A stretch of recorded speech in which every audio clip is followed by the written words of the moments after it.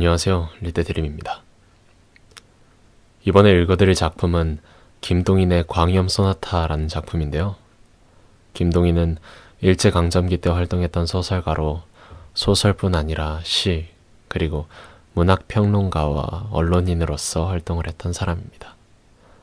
대표 작품으로는 배따라기와 운현궁의 봄이 있는데요. 이번 소설도 2부로 편성하여 읽어드리도록 하겠습니다. 그러면 지금부터 김동인의 광염 소나타 들려드리도록 하겠습니다. 광염 소나타, 김동인. 독자는 이제 내가 쓰려는 이야기를 유럽의 어떤 곳에 생긴 일이라고 생각하여도 좋다. 혹은 40, 50년 뒤에 조선을 무대로 생겨날 이야기라고 생각하여도 좋다. 다만 이 지구상의 어떠한 곳에 있는지도 모르겠다. 혹은 있을지도 모르겠다. 가능성뿐은 있다. 이만치 알아두면 그만이다.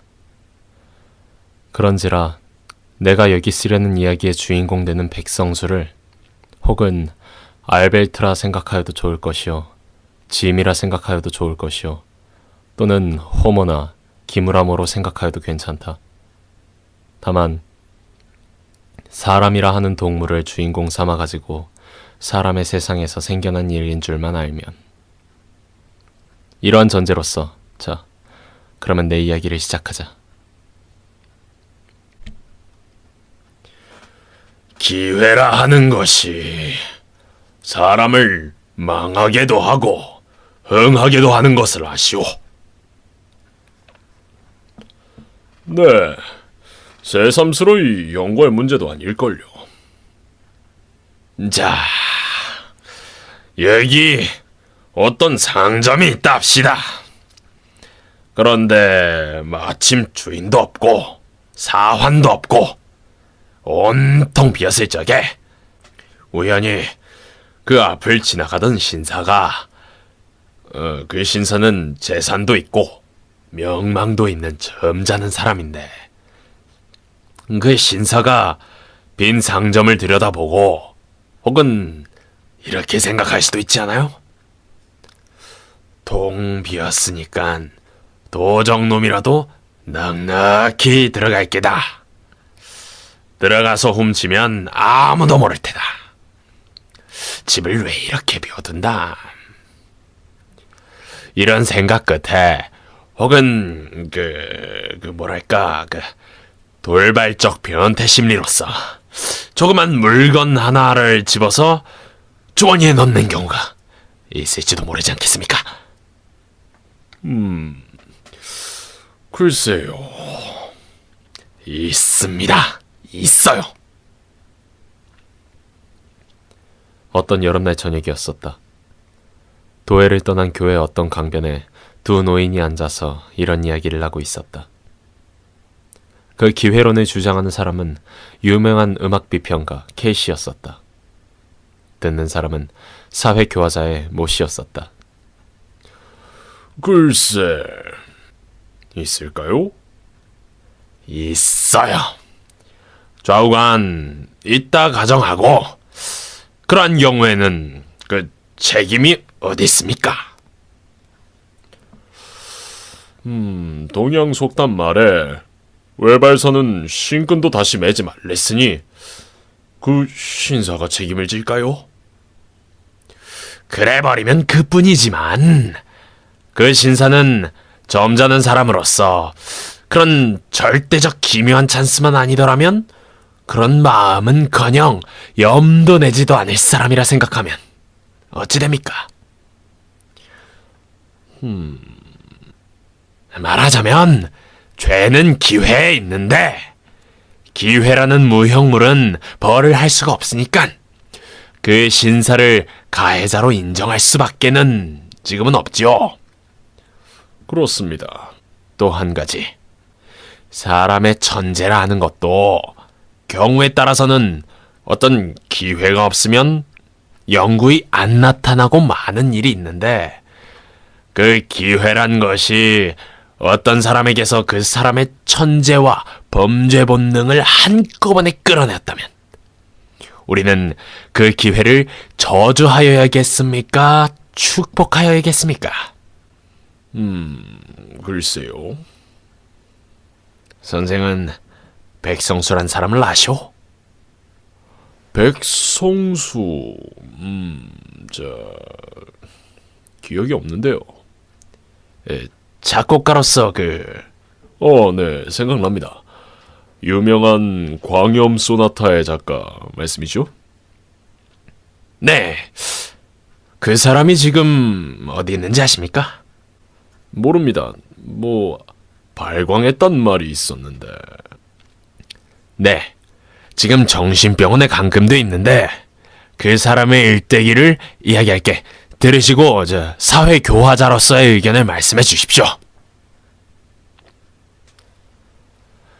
내가 이제 이야기하려는 백성수의 아버지도 또한 천분 많은 음악가였습니다. 나와는 동창생이었는데 학생 시대부터 벌써 그의 천분은 넉넉히 볼 수가 있었습니다.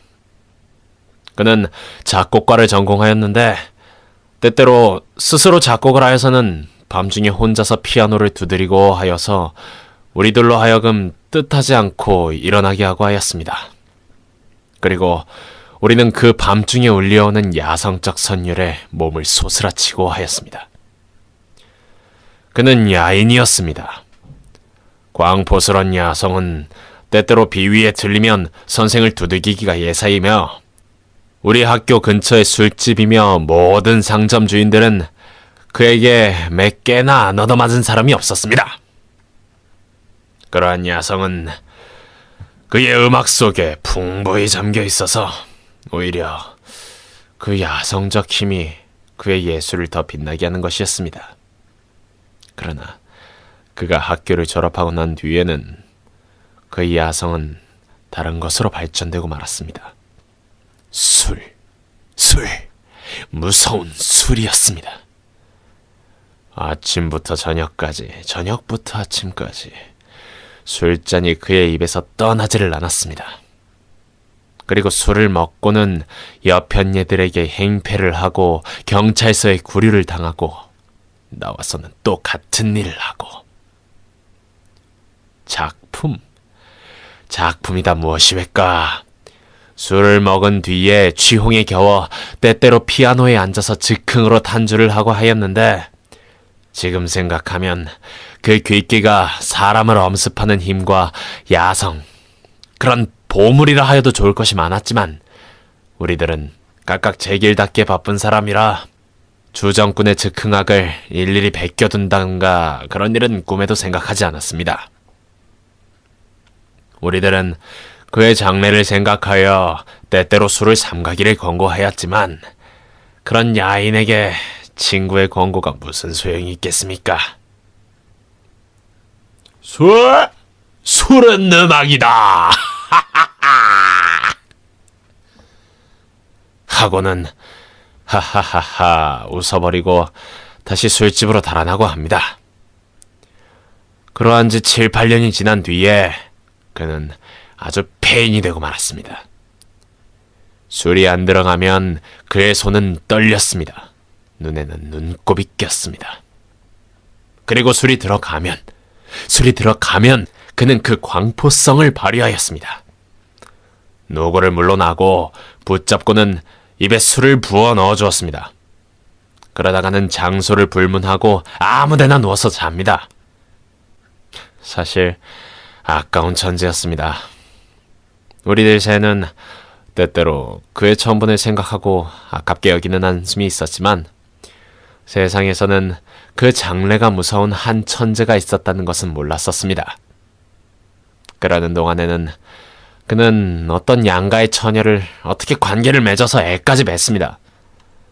그러나 그의 출생을 보지 못하고 아깝게도 심장마비로 죽어버리고 말았습니다. 그 유복자로 세상에 나온 것이 백성수였습니다. 그러나 우리는 백성수가 세상에 출생되었다는 풍문만 들었지 그의 아버지가 죽은 뒤부터는 그의 소식이며 그의 어머니의 소식은 일절 몰랐습니다. 아니, 몰랐다는 것보다 그 집안의 일은 우리 머리에서 온전히 잊어버리고 말았습니다. 30년이라는 세월이 흘렀습니다. 10년이면 산천도 변한다 하는데 30년 새의 변천을 어찌 이루 다 말하겠습니까? 좌우간 그동안의 나는 내 이름을 닦아놓았습니다. 아시다시피 지금 K라 하면 이 나라에서 첫 손가락을 꼽는 음악 비평가가 아닙니까? 견실한 지도적 비평가 K라면 이 나라의 음악계의 권위이며 이 나의 한마디는 음악가의 가치를 결정하는 판결문이라 하여도 옳을 만치 되었습니다. 많은 음악가가 내 손 아래서 자랐으며 많은 음악가가 내 지도로서 이름을 날렸습니다.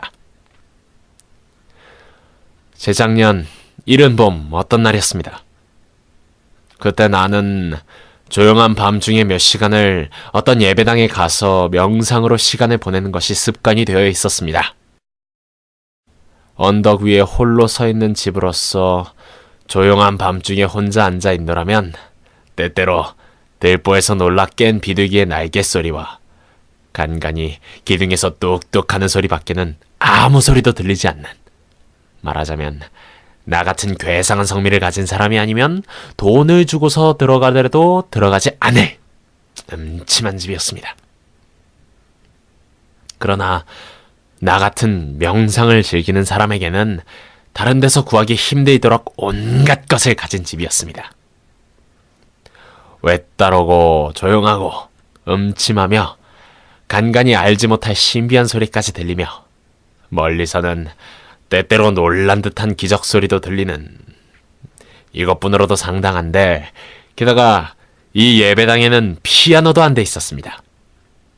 예배당에는 오르간은 있을지나 피아노가 있는 곳은 쉽지 않은 것으로서 무슨 흥이나 날 때에는 피아노에 가서 한 곡 저 두드리는 재미도 또한 괜찮았습니다. 그날 밤도 아마 2시는 지났을걸요. 그 예배당에서 혼자서 눈을 감고 조용한 맛을 즐기고 있노란데 갑자기 저편 아래에서 제재하는 소리가 납디다. 그래서 눈에 번쩍 뜨니까 화광이 충천하였는데 내다보니까 언덕 아래 어떤 집에 불이 붙으며 사람들이 왔다 갔다 야단이었습니다. 이렇게 말하면 어떨지 모르지만 그다지 멀지 않은 곳에서 불 붙는 것을 바라보는 맛도 괜찮은 것이었습니다. 일어서는 불길이며 퍼져나가는 연기, 불시에 날아나는 양, 그 가운데 거뭇거뭇 보이는 기둥, 집의 송장, 제제거리는 사람의 무리. 이런 것은 어떻게 생각하면 과연 시도 될지며 음악도 될 것이었습니다. 옛날에 네로가 로마에 불 붙는 것을 바라보면서 자기는 비파를 들고 노래를 하였다는 것도 음악가의 견지로 보면 그다지 나무랄 것이 아니었습니다. 나도 그때에 그 불을 보고 차차 흥이 났습니다. 네로를 본받아서 나도 즉흥으로 한 곡 쪼드려 볼까 어렴풋이 이런 생각을 하며 나는 그 불을 정신없이 바라보고 있었습니다. 그때였습니다. 갑자기 덜컥덜컥 하는 소리가 들리더니 예배당 문이 열리며 웬 젊은 사람이 하나 낭패한 듯이 뛰어 들어왔습니다. 그리고 무엇에 놀란 사람같이 두리번 사면을 살피더니 그래도 내가 있는 건 못 봤는지 저편에 있는 창 안에 가서 숨어서서 아래서 붙는 불을 내다봅니다. 나도 꼼짝을 못하였습니다. 좌우간 심상스러운 사람은 아니오. 방화범이나 그 도적으로밖에는 인정할 수 없지 않겠습니까? 그래서 꼼짝을 못하고 서 있노라니까 그 사람은 한숨을 쉽니다. 그리고 맥없이 두 팔을 내리고 도로 나가려고 발을 때려다가 자기 곁에 피아노가 놓인 것을 보더니 교의를 끌어다 놓고 피아노 앞에 주저앉고 말겠죠. 나도 거기는 그만 직업적 흥미에 끌렸습니다. 그래서 무엇을 하나 보자 하고 있노라니까 뚜껑을 열더니 한번 뚱 하고 시험을 해봐요. 그리고 조금 있더니 다시 뚱뚱 하고 시험을 해보겠죠. 이때부터 그의 숨소리가 차차 높아가기 시작했습니다. 씩씩거리며 몹시 흥분된 사람같이 몸을 떨다가 벼락같이 양손을 귀 위에 갖다가 덮었습니다. 그 다음 순간으로 C샵 단음계의 알레그로가 시작되었습니다. 처음에는 다만 흥미로써 그의 모양을 엿보고 있던 나는 그 알레그로가 울려 나오는 순간 마음은 끝까지 긴장되고 흥분되었습니다. 그것은 순전한 야성적 음악이었습니다. 음악이라 하기에는 너무 힘있고 무기고였습니다. 그러나 음악이 아니라기엔 거긴 너무 괴롭고도 무겁고 힘있는 감정이 들어있었습니다. 그것은 마치 야반의 종소리와도 같이 사람의 마음을 무겁고 음침하게 하는 음향인 동시에 맹수의 부르짖음과 같이 사람으로 하여금 소름 돋치게 하는 무서운 감정의 발현이었습니다. 그 야성적 힘과 남성적 부르짖음, 그 아래 감추어 있는 침통한 주림과 아픔, 순박하고도 아무 기교가 없는 그 표현. 나는 덜썩 그 자리에 주저앉고 말았습니다. 그리고 음악가의 본능으로서 뜻하지 않고 주머니에서 오선지와 연필을 꺼냈습니다. 피아노에 울려 나아가는 소리에 따라서 나의 연필은 오선지 위에서 뛰놀았습니다. 좀 급속도로 시작된 빈곤, 거기 연하여 주림, 꺼져가는 불꽃과 같은 목숨. 그러한 것을 지나서 한참 연속되는 완소저의 압축된 감정, 갑자기 튀어져 나오는 광포, 거기 연한 쾌미, 흥소. 이리하여 주화조로서 탄주는 끝이 났습니다. 더구나 그 속에 나타나 있는 압축된 감정이며 주림 또는 맹렬한 불길 등이 사람의 마음에 주는 그 처참함이며 광포성은 나로 하여금 아직 문명이라 하는 것의 은탁에 목욕하여 보지 못한 야인을 연상케 하였습니다. 탄주가 다 끝이 난 뒤에도 나는 정신을 못 차리고 망연히 앉아 있었습니다. 물론 조금이라도 음악에 소양이 있는 사람일 것 같으면 이제 그 소나타를 음악에 대하여 정통으로 아무런 수양도 받지 못한 사람이 다만 자기의 천재적 즉흥뿐으로 탄주한 것임을 알 것입니다.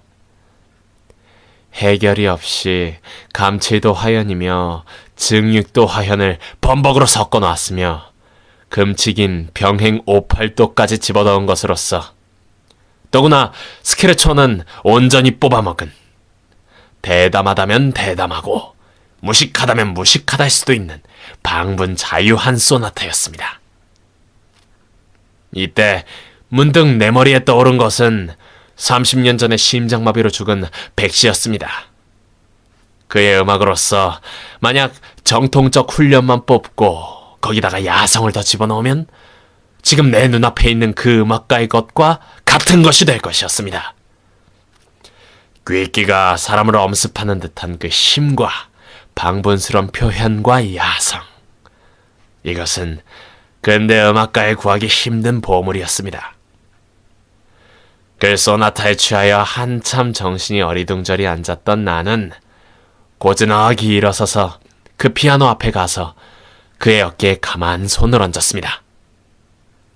한 곡절을 타고 나서 아주 권한 듯이 정신이 없이 앉아있던 그는 벌떡 놀라며 일어서서 내 얼굴을 봤습니다. 자네 몇 살 났나? 나는 그에게 이렇게 첫말을 물었습니다. 가슴이 답답한 나로서는 이런 말밖에는 갑자기 다른 말이 생각이 안 났습니다. 그는 높은 창에서 들어오는 달빛을 받고 있는 내 얼굴을 한순간 쳐다보고 머리를 돌이키고 말았습니다. 배고프나?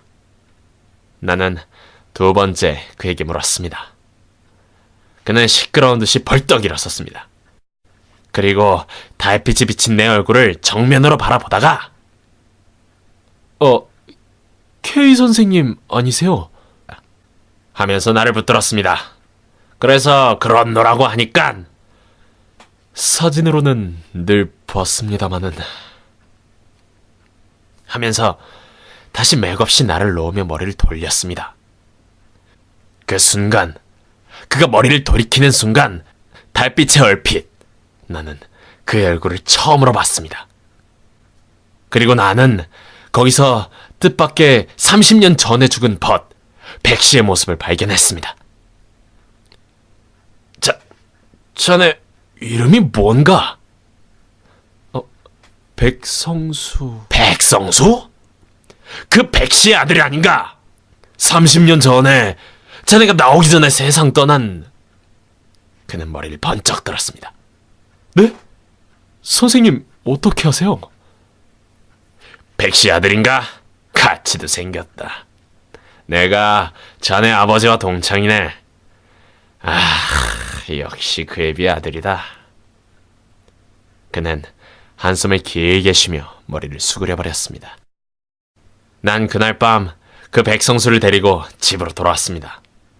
그리고 비록 작곡상 온갖 법칙에는 어그러진다 하나 그만치 힘과 정열과 야성으로 찬 소나타를 그저 버리기가 아까워서 다시 한번 피아노에 올라앉기를 명하였습니다. 아까 예배당에서 내가 베낀 것은 알레그로가 거의 끝난 곳부터였으므로 그 전 것을 베끼기 위해서였습니다. 그는 피아노를 향하여 앉아서 머리를 기울였습니다. 몇 번 손으로 키를 두드려 보다가는 다시 머리를 기울이고 생각하고 하였습니다. 그러나 5번, 6번을 다시 해보았으나 아무 효과도 없었습니다. 피아노에서 울려나오는 음향은 규칙 없고 되지 않은 한낱 소음에 지나지 못하였습니다. 야성? 힘? 귀기? 그런 것은 없었습니다. 감정의 재뿐이 있었습니다. 선생님, 잘 안 됩니다. 그는 부끄러운 듯이 연하여 고개를 기울이며 이렇게 말했습니다.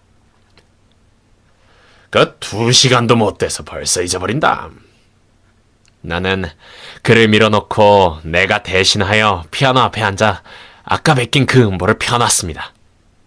그리고 내가 베낀 것부터 다시 시작하였습니다. 화염, 빈곤, 주림, 야성적 힘, 기괴한 감금당한 감정. 음보를 보면서 타던 나는 스스로 흥분이 됐습니다.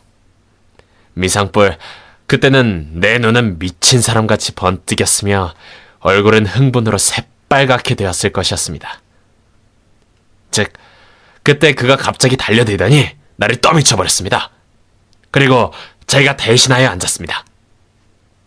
의자에서 떨어진 나는 너무 흥분되어 다시 일어날 힘도 없이 그 자리에 앉은 대로 그의 양을 쳐다봤습니다.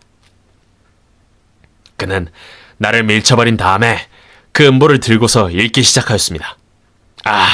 그의 얼굴. 그의 숨소리가 차차 높아지면서 눈은 미친 사람과 같이 빛을 내기 시작했습니다.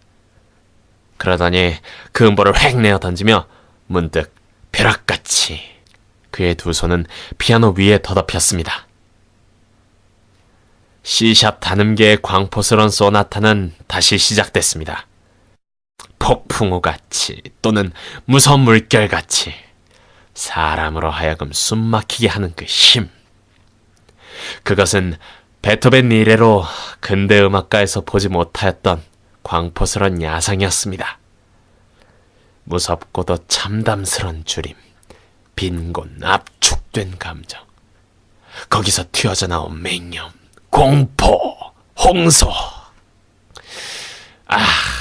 나는 너무 숨이 답답하여 뜻하지 않고 2 손을 회회 내지었습니다.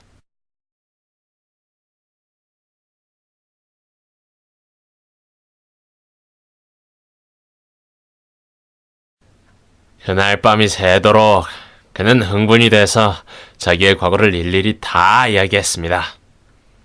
그 이야기에 의지하면 대략 그의 경력이 이러했습니다. 그의 어머니는 그를 뵌 뒤에 곧 자기의 친정에서 쫓겨나왔습니다. 그때부터 그의 가난함은 시작되었습니다. 그러나 교양이 있고 어진 그의 어머니는 품팔이를 할지언정 성수는 곱게 길렀습니다.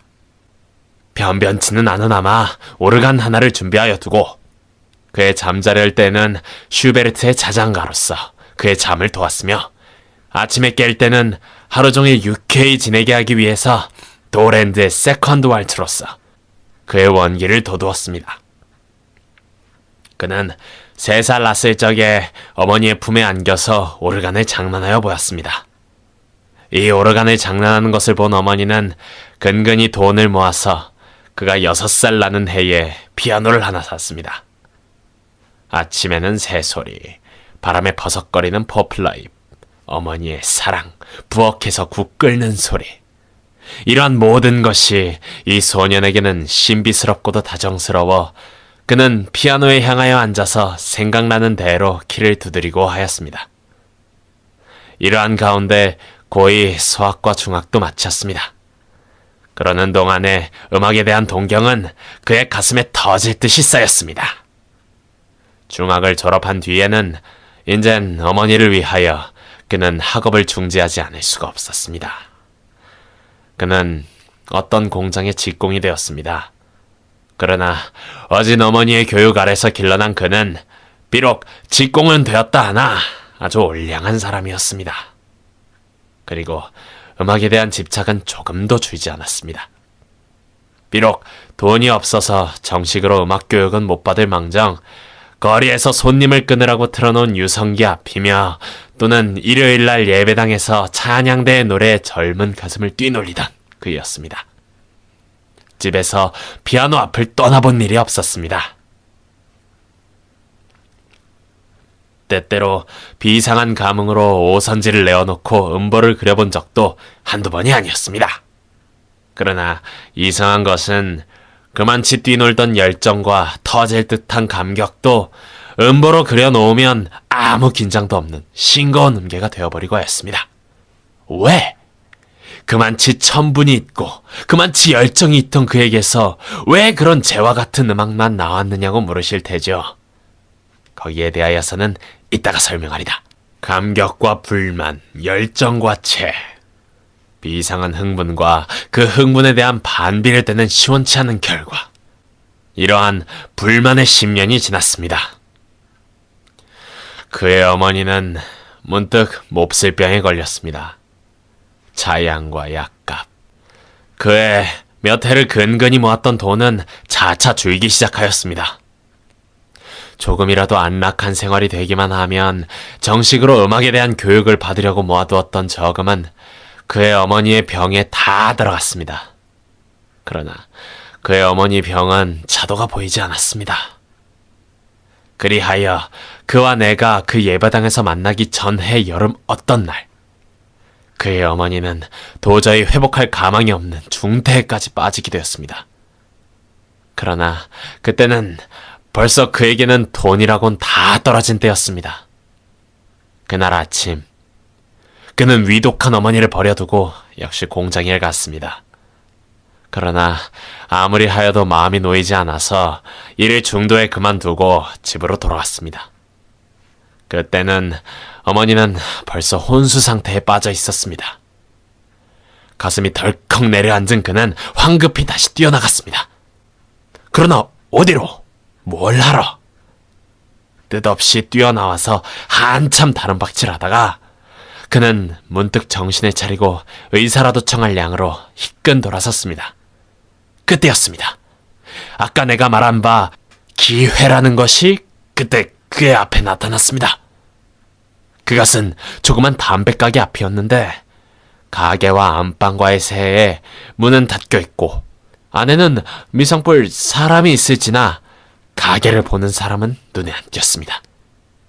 그리고 그 담배 상자 위에는 50전짜리 은전 한 잎과 동전 몇 잎이 놓여 있었습니다. 그는 자기로도 무엇을 한지 몰랐습니다. 의사를 청하여 오려면 다만 몇십 전이라도 돈이 있어야겠단 어렴풋한 생각만 가지고 있던 그는 한번 사면을 살핀 뒤에 벼락같이 그 돈을 주고 달아났습니다.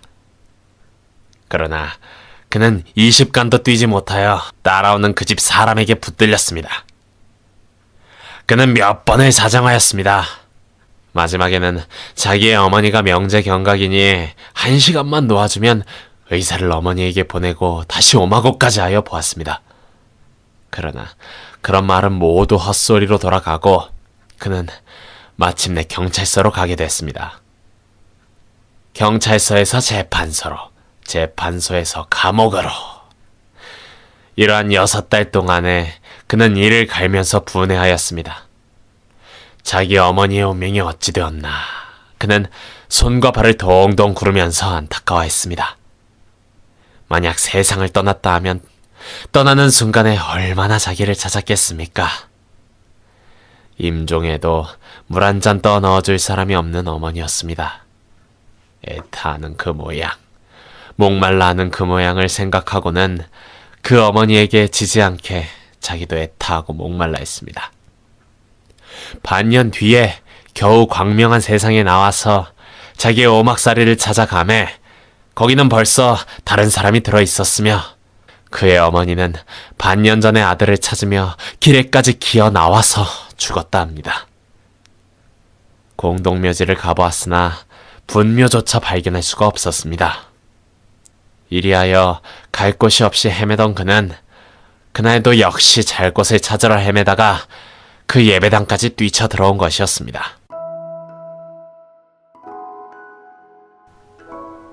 재밌게 들으셨나요?